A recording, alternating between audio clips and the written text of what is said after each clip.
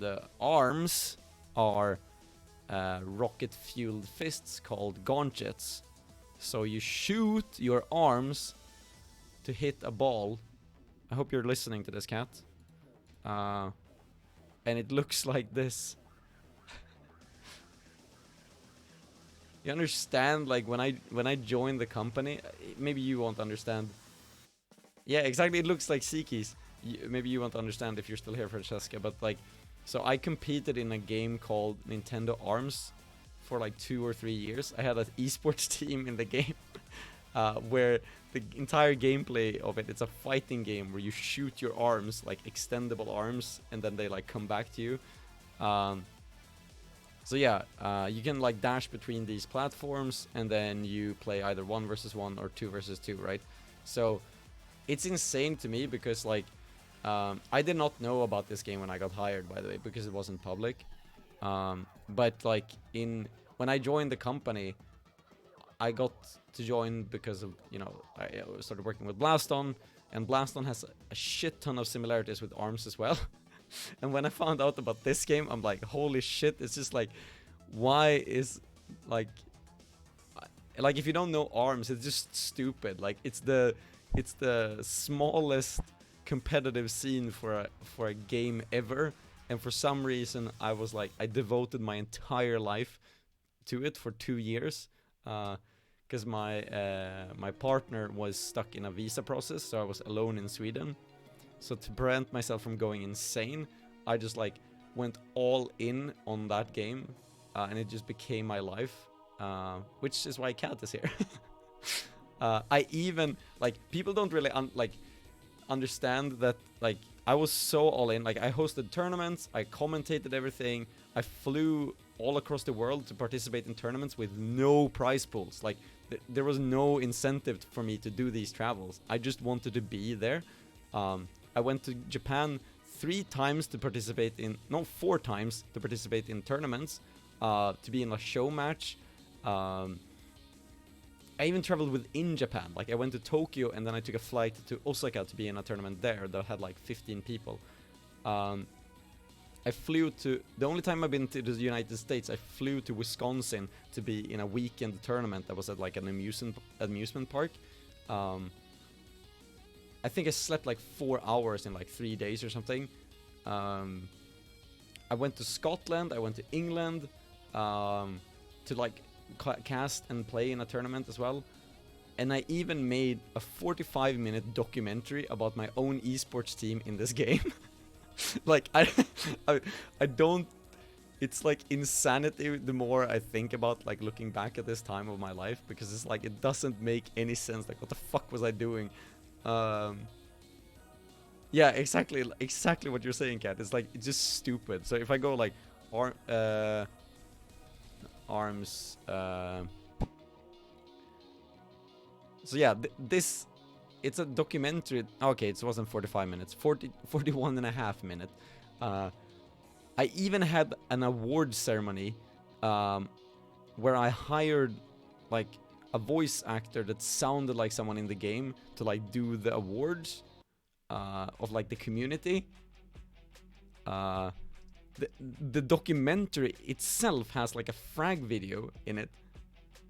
Like, the end section of the documentary is a montage frag video. It's like, sorry, I'm getting like too hyped on my own shit here, but like, you don't understand. Like, you don't understand.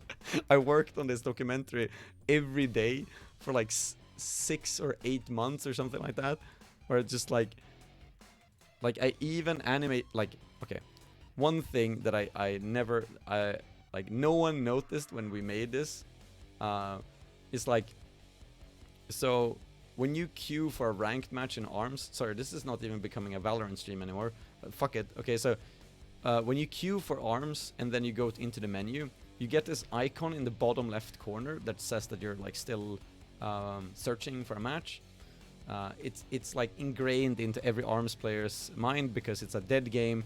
You have to wait for a match for like 30 minutes to 2 hours.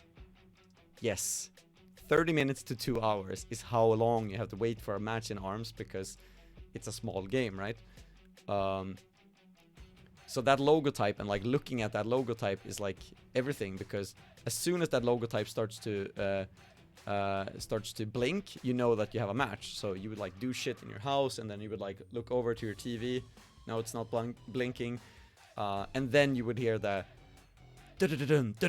sound effect when the match starts. So let me show you this. So let me sorry, I don't know why I'm getting so hyped for this, but I'm enjoying that I have energy for anything right now. Maybe it's just a way to like survive. So here in the bottom left, I actually added this icon for each part of the documentary. So it's like 4 parts. So when we introduced the part of the documentary, it's like you're searching for a ranked match, and then the animation, I recreated the animation from the game, like the closing thing with like the name of your opponent, but instead of the name of your opponent, it's the like the name of the part. So do you understand like how big this is? So in the beginning you can see that it is in there in the bottom left, and it's blinking, and I made this, like I drew this in Illustrator to do this shit. And then I got my friend to narrate the introduction for this. 2017, the fighting game known as ARMS was released on Nintendo Switch. He did a pretty good job, to be fair. It was the first fighter of its kind, where the focus wasn't on character movesets. I don't know why I'm showing this on stream right now, but I'm just enjoying having some kind of energy. Okay. So yeah, it was a podcast would start his own live talk show called that Fellows in Arms that later became like a team, right? Throughout the It's so weird to show's see me with 10-episode short run, hair now. A community grew surrounding it, along with an or esports shorter team hair. with the same name, which consisted of guests and viewers. Besides live talk shows, the community Yeah, it's arranged Dave. tournaments, Of course it's Dave. exhibition Dave is like my activities, crew lifelong battles, friend and more. at this point. Before long, Fellows in Arms would become a group that would gather and connect. Yeah, the you didn't community know of him at the arms. time. Oh, these stream overlays look like shit today. Like I know that I did the best that I could there, and I know that they're still, the worst thing is that they're better than most of VR esports. Like VR esports looks so shit, like you can't even imagine Cat. Like every time I see a stream for a VR esports like title, I'm like, holy shit, it looks like ass. And then most of my stuff where I did it like by myself, like trying to learn stuff in Photoshop, is like better than that of like people that are trying to like actually build companies and shit. It's kind of hilarious to me. Community awards ceremony, a 2-day online major, as well as traveling to compete at EVO Japan. Yeah, that one was fun. I hosted an online major of a tournament that was a weekend long, where I TO'd, streamed it. I don't think I played in it, but it was a 2-day event with like, it had like 200 people entering or some shit. And the day after it was done was my flight to Japan to go to EVO Japan. Like I had such an insane schedule for myself to just like not feel sad about my girlfriend being in Japan. The team decided that they would make the major fighting game tournament. I even Smash colored my Squad hair 4 pink to like last be event before look like the disbanding. character in the game. This is their goodbye to the community. What was my point with all of this? Like, why am I showing this? Anyways, I filmed. I didn't film this one, but I filmed most of the interviews. I even filmed the interview with myself. I interviewed myself. Do you know how fucking crazy this sounds like? Months ago, because so I did this, Japan, and I wanted to make something to kind and all of these clips are from when I'm like get my living in creative Japan, I juices think. flowing. And then it just grew and grew. Also, I watch this documentary like once a year and cry because I'm so happy about the people I met in this documentary. Like, I don't know if you do that too, Kat, but to have anyways, You doing a comeback. yeah. Yeah, exactly. No, but of course it was you know, kind of double thing. Like, I used all of my money to always go like several times to Japan those 2 years so I could meet her, but she was working, and I mean it's Japan. You can't just take 5 weeks vacation, like, or actually 6 that we had at my previous company there. So she couldn't be with me, you know. So I had to do something, and why not just like kind of continue to interact with this community. And so, yeah, of course, I was hanging out with my girlfriend, like meeting her, but then I was like, you know, not just bumming around. I was going to events and stuff on the days and like meeting people, playing in tournaments and stuff like that. Yeah. Okay. Finally meet him in. This was the fucking weirdest thing too. When we went to the States, so we had one time where my team actually met in real life, and we thought that, or I thought that one of the players were not able to go there because she wasn't, couldn't afford to go there. And then the entire team, besides me, had like tricked me into believing that that was true, but she was actually at the event. and they came in. Surprised me in this hotel room, and like we had 2 cameras filming. It was like stupid. And afterwards, I'm like, I'm putting that into the documentary. How did you meet your girlfriend? I was just a dating app. It's so simple. And what was it? Yeah, it was like not Tinder even. It was like the shittier like 2 second tiers of dating apps, and so you could like change your location to Japan.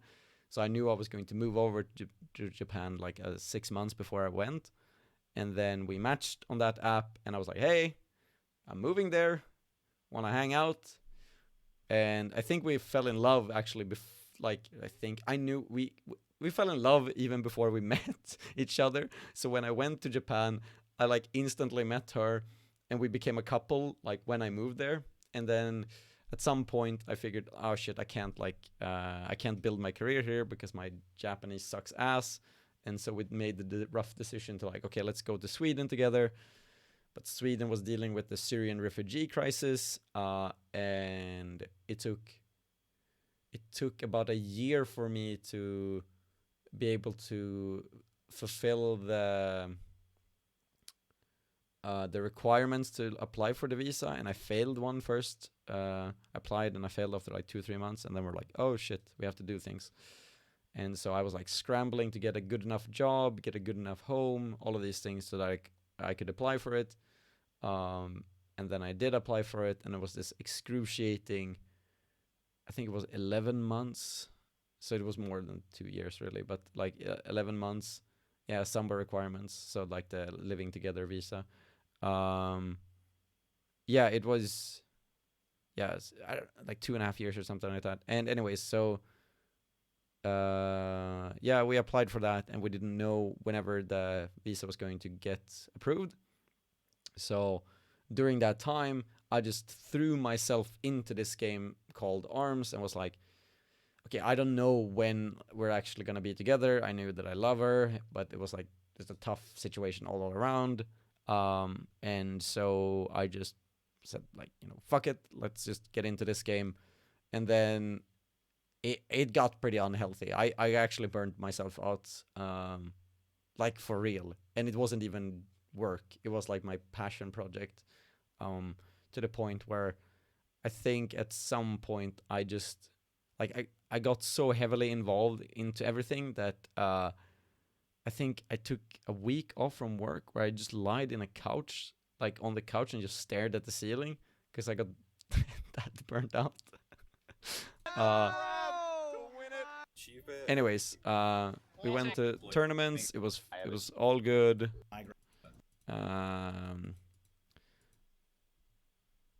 I would definitely want to rock pink hair more, and I love this photo, by the way. But it's expensive as hell. It's like I went to the hairdresser to get pink hair, and it costed like, bleaching and cutting. I think it costed like 2,300 or something like that crowns, which is like basically $230 or something like that. Anyways, oh yeah, we should definitely queue in Valorant. What's your rank, by the way? I mean, we could play just unranked otherwise. And then this is the most epic ending. I'm still so proud of what I did with this. doing pink hair yourself is not really. No, it's not super easy. What are you talking about? You like you can fail so bad trying to do this at home. Uh, like, oh, you've never played Valorant? Are you serious? Okay, I thought that you had just because, or at least tried it because you played Counter-Strike. Oh, okay, yeah. Anyways, this is the character that I was trying to like emulate. Why does that character look like pink hair? Because it was my main. This is my main Sloid.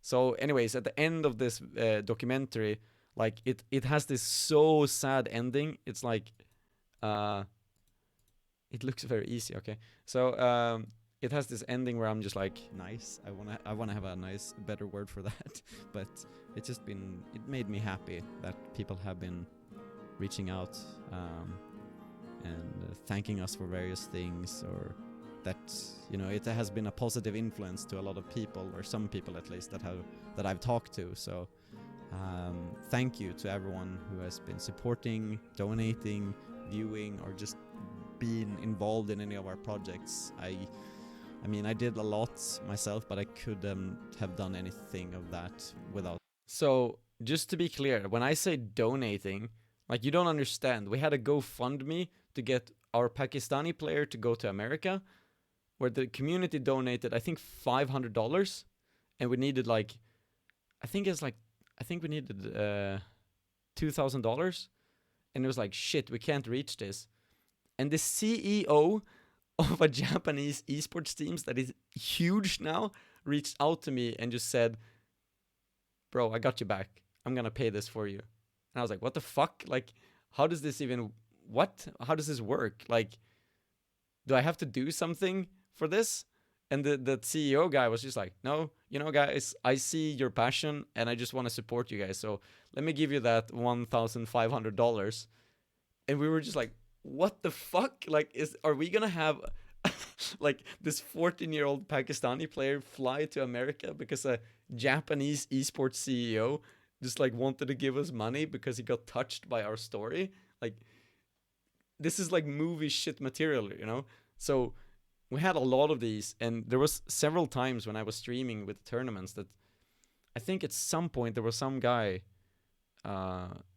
sorry, I can't, no, it was Roboto Boy, I think. There were several times, anyways, that like I woke up, checked my Twitch, and there was this like, oh, a $500 donation to my stream, and I was like, what the fuck is this? The people that supported me and the team, so thank you so much. Also, this song was the song I listened to when I was leaving Japan, so it means extra much to me, and I cried when I listened to it when I was in Japan, and I almost cry when I see it right here, because it's a song that means a lot to me, okay? Super sad, super sad. Hold.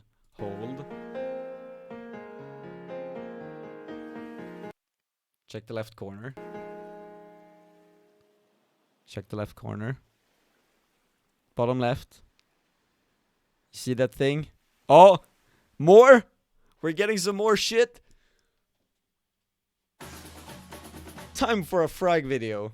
Do you like, no one really gave me cred for this, but I was so fucking proud of like how I edited this part together. Like, I was sitting and editing this for like 3 days, like crying while doing this because I was getting so touched by my own shit, you know? Like, I sound fucking insane. Anyways, and then you hold this moment, you see these people on the photo, you're like, oh shit, this looks so good. And it's just like, okay, last thing, here we go. Frag video. Special music. Okay, let's go.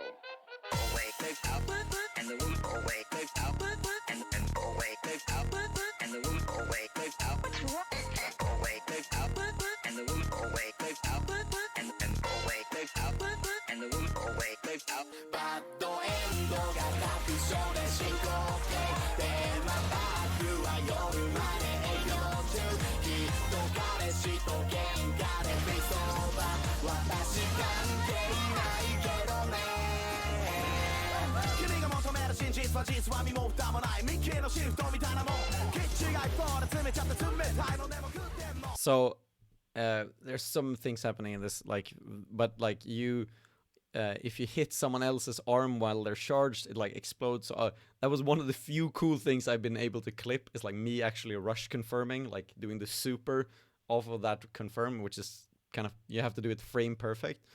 I will say though that out of all the players in our team, Nobi, who is from China but lives in Canada, he is the most coolest esports player that I've ever interacted with. Like he has never really been a competitive player, but in ARMS, it's like he had all of the perfect characterizations. He was like stone cold, had the insane mental game, and like all the mind games. Hello,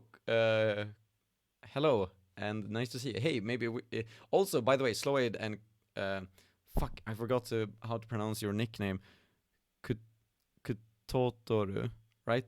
Sorry, I've read it so many times, but I've actually never said it out loud. Sorry. Well, I mean, people fuck up the fur like all the time. We might like, if you guys want to join me and play some Valorant, we can do that. But yeah, Nobi, yeah, exactly. Just casually picked up this game. And played it so well. And if you don't know ARMS, Nobi's thing was, so each arm has this element, right? And he played with the ice one. When you hit someone with the ice element, they basically become almost frozen. They can't move. All right, well, have a good sleep in that. Yes. Did you get destroyed in queue, or did you destroy people in queue in Blaston? Anyways, what happens when you use the ice element to someone else is that you create this like 50-50 situation of like, am I gonna hit you again, or am I going to grab you? So the person always needs to like, okay, am I gonna shield, or am I gonna like try to hit them back? And Nobi would do these things where he would put people in this 50-50 situation continuously until he just won. And then it's exactly as Kat says here. Like, it feels like he was inside of your head, because you were just like, okay, let him hit you twice and then you get out. And then he would like know that and still get another hit in. It would be like, fuck, okay, what if I change my pattern the next time? And then you're dead. So you can see this in this clip against this player here, after my clip.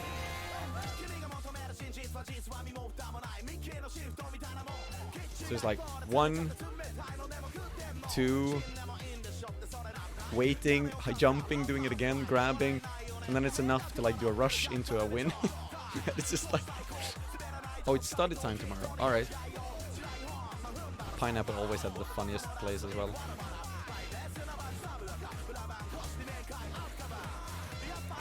It's just crazy shit. Going for the grab. Oh my god. Oh, that was... Your clips were also pretty nuts, Cat. And this clip was funny as shit, because it doesn't, like, it was a pretty cool clip, but for us it meant so much more, because this guy that the Cat is playing against is like a person that the community either hated or loved, and we had so much beef with this person that we just wanted to put this clip into the documentary, where it's just like Cat fucking him up.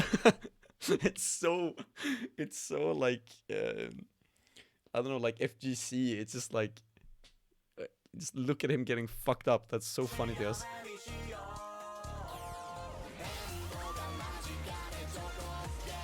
It was just so satisfying.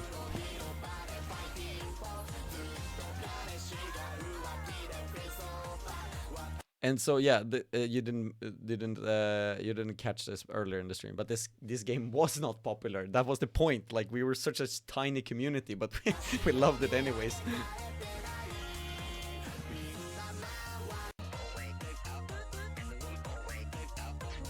Yeah, I fucked up the timing on these like clips at the end. I don't know if you'd ever noticed this, Cat, but like in the end with this end section piece, there's a lot more clips that I never really added into the actual frag video that like aren't in there. So like,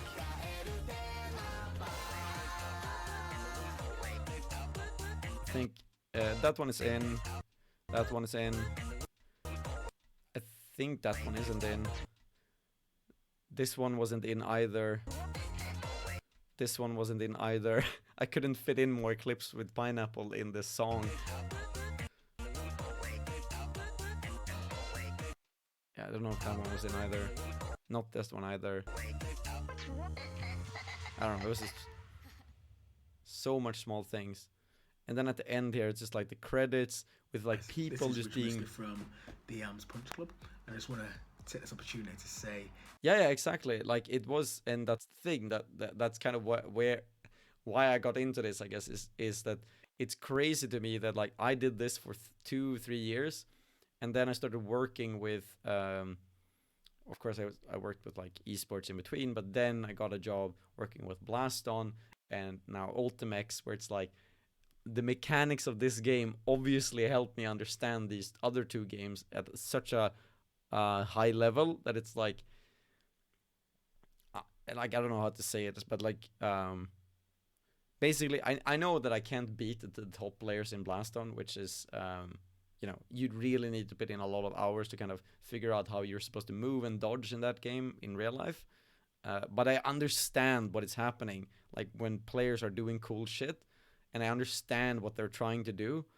I just like I can't execute on it, and this is the reason, because of this thing that I was doing for like 2 or 3 years. how much of an honor, as in no small part. Anyways, and then the credits was just like people from the community. Best of luck to all of you in your future endeavors. Game Sense, yeah.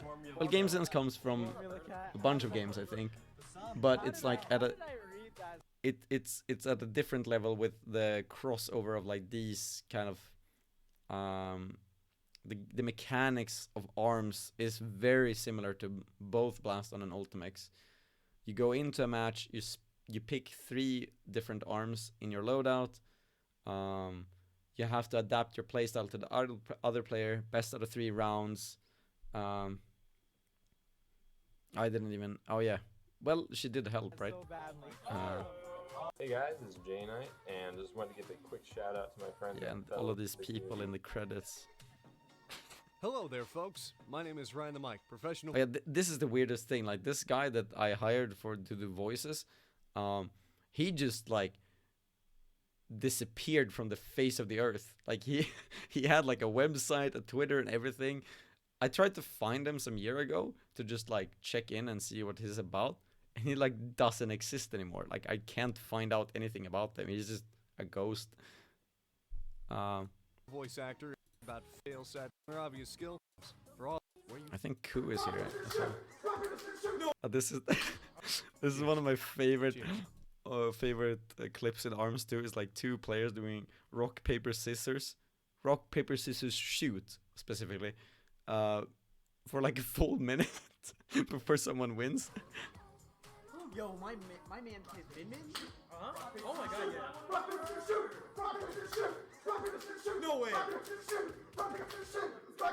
No! Let's go! I also want to say, like, if you are in the Blaston scene, so these clips are so important for communities of a competitive game. Like you don't. Okay, so like for me, that clip is so hard ingrained into my mind, because he starts out by saying, "Yo, my man plays Min Min." I can say that to myself like years after for no reason, because it's just so lodged into my brain, because it's just funny. Like if I see someone doing like rock paper scissors, that's what I hear in my head, like, "Yo, my man plays Min Min." And what I really wanted to kind of capture in Blaston is people doing these types of clips for moments, because it's those moments that like builds core pieces of the community. This hoodie that this guy is wearing says "check your controls," which basically came out of the original reason was when I played at the tournament in Evo Japan. I left my station for a minute and someone fucked with my controls. So when I played my tournament match, The controls were fucked. I almost had a panic attack, and then I got sent to the losers bracket like super early in that tournament, and I was so furious over the entire situation. And I talked constantly to like, it was so fucking stupid. Like the if you think that you've had it bad with like competitive integrity, the Evo Japan tournament for ARMS was such a shit show. It was like best out of 5 until like top 32 with like 350 players. It's like, how many best of ones with random stages do you have to play to like get into like it wasn't even a decent rule set. It was like a slightly superior one. And I fucked it up so early because I just like, oh, where's my girlfriend? And then like looking away, and then someone sits down at my thing and like plays a training match. I'm like, okay. Oh, my match is now cool. And then it was like nothing was working, and then I instantly lose, and I was like, fuck this shit. Anyways, that became such an internal joke that you had to check your controls, that to the point that like Hanukkah, one of our players, started saying that at every tournament to people. Like before a match, he would just like yell it out at local tournaments, like, check your controls. Until at the point where I was just like, this is almost like a slogan. So I made merch that said check your controls with like different controllers. You can see this one has like the Nintendo Pro controller. And then people like bought them. We had a banner at the tournament. It's like stupid. And this is also the reason I really hope that we can have like offline tournaments with Blaston someday, because there's a lot of, you know, weird people in online communities, but like you have so many like perfect moments when you go to these offline tournaments, because it's just everyone doing something that they love. It's obviously going to make for some like funny moments if people are just like going along with it. So it just pains my heart when anyone in the Blaston community is just like, hey, Defer, when are we getting a LAN tournament? And I'm like it's not the same, because it's like doing like grassroots tournaments like this in the fighting game scene is a different thing, because it's like completely community driven. But making a tournament from a company side, it has to have a certain standard so that it doesn't like drag down the name of the company, you know? And that standard that I envision for what like the company would do for Blaston is so far out of reach that I can't do it. I don't have the resources to do it, like money wise, people wise, time wise. And if you do something worse than that, it's gonna like impact the company, and it's just gonna be like just a supreme shit show. So I don't know. It's one of those like I really want it, but I can't do it, and I really hope that the community can like either that I can build it somehow, so that we can get there someday, or that the community can latch onto another tournament. The dream would be, you know, if an organizer like, you know, like VRML or anyone else that like does it, like, oh, they're doing like almost like FGC does, like they have a Smash tournament, but at the Smash tournament there's a Splatoon and Melee tournament, and we also added in ARMS because people want that. And if there's a VR offline tournament where it's like, oh, it's an Echo Arena one, but they also have Onward, and now it might as well be Ultimax or like Veil, and then it's like, oh, we also have Blast On because it's like the 1v1 tournament. It doesn't have to be gigantic, and it can be just a small thing at these events, and it doesn't matter, because as long as the community is there and people are having fun, like if you just document those parts, it will be like priceless. So I don't know why I'm going so hard for this subject. I'm proud I just love this. With you all. I love Ku. Like, Ku is the coolest dude ever. He's like also did not have a background in competitive games. He became I would say like the third best player in the game, because he put in such a ridiculous amounts of hours in this. he was one of those, like, you know, in animes there's like the talent character that just like beats everyone. Ku is like he's like the guy that, like, you know, puts in thousands of hours until he eventually like became one of the best. And now afterwards, like, he got signed. He was one of the few that got signed to a real esports team, which he still is. He's still a part of that team, but he's like a content creator now. And after he did all of this, he became a lawyer. Like, he's one of the coolest people I know. Let's pray again and meet somewhere. Thank you. Yeah. Oh, Magic Pixel right now on, you know, very dangerous situation. Oh my God, is he going to finish like this? Oh my God, he finished the tournament in that style on Magic Pixel. Oh man. Holy crap! All right, Meow. Yeah, and also Ku's streams are amazing otherwise. It's like him going out into the woods, streaming him like making food. Like he's just camping, and just like he has 150 or 200 viewers that are just like, oh, that food looks nice, and he's like, yep, tastes pretty good. I also have some whiskey, and everyone's like, oh, nice.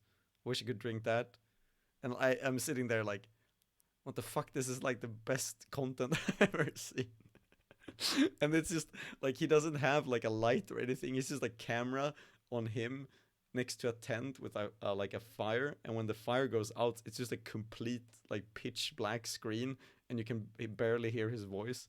It's like, yes, more of this content on Twitch, please. Congratulations, you just. Extremely proud of everything you. Oh yeah, like there's so many.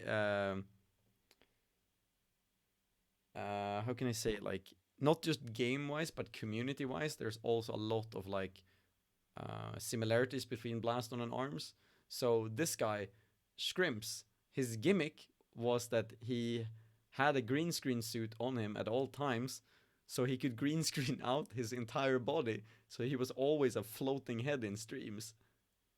Does this kind of remind you not of a person in the Blaston community that also has a gimmick and is hosting tournaments on a weekly basis? This guy had weekly tournaments for ARMS in like, I think it went for like some year, 1.5 years, and then at like 2 or 3 times a year he would host a bigger tournament with a prize pool, the Ramen Bowl. Hello, does this not sound like Dr. Oolong? So for Cat, in the Blaston community, we have a guy. He looks kind of like a alternative version of me. His thing is that his name is Dr. Oolong. He likes tea, and he dresses like Robotnik from Sonic. So he always has the sunglasses. What is it? The things that connects to the pants. I don't know what's it called in English. And he hosts weekly tournaments, sometimes a bigger tournament, and he just has his own community of like people wanting to play in his tournaments. It's like, I don't know, it feels like I'm seeing, you know, the Matrix, like when I came into Blast, and I was just like, I know this, like I've seen it all before. Suspenders, exactly. So like, it's just crazy. And he also is like a caster, so both Scrimps and Dr. Oolong, they have so many things in common. Obviously their own unique take on everything, but it's just like, over this last year, it has been a wild year. Also a thing here on the right, so a thing that is not really a thing in Blaston yet is that there are some like esports teams in the same way that there was in ARMS, where it's just like people making a Twitter account and a logotype, and they're like, oh, we're an organization now. What happened in ARMS was, because I was so frustrated with all the teams having such shit branding, I reached out personally to so many teams and was like, hello, let me just make your entire branding. Let me make you a logotype. Let me make you stream overlays, Twitter banners. I can do everything just so you make the community look better. And so I did this for several teams. Like, I remade their logotypes. I was like, fuck, this looks so bad. Like, you should do this. Oh, here's a tournament overlay. And I have almost done it in Blast on 2, but I just don't really have the time. Where it's like, you know, seeing a tournament that has like bad overlays and stuff like that, I'm just like, oh shit. Like if I just had time, I would just go in there and like fix shit myself. When you gave Chroma glow up, yeah, I think I did it for some other team too. I can't remember. There's so much. Yeah. For the ARMS community, and there's a lot of things we couldn't. We're always so supportive of everyone. A group of very intelligent guys, and I'm super excited to see what you guys will be producing in the future. Which is where I'm at now. In the future. Anyways, ARMS, Ultimex, Blaston, they have things in common. Things aren't easy, and I survived Gamescom, but I'm really happy of where I'm at right now. I am having so much fun working with these types of games just because of this. Like it's really one of my dreams. So sometimes I can bitch and moan a lot of times, but to be honest, like I probably couldn't be happier than I am right now.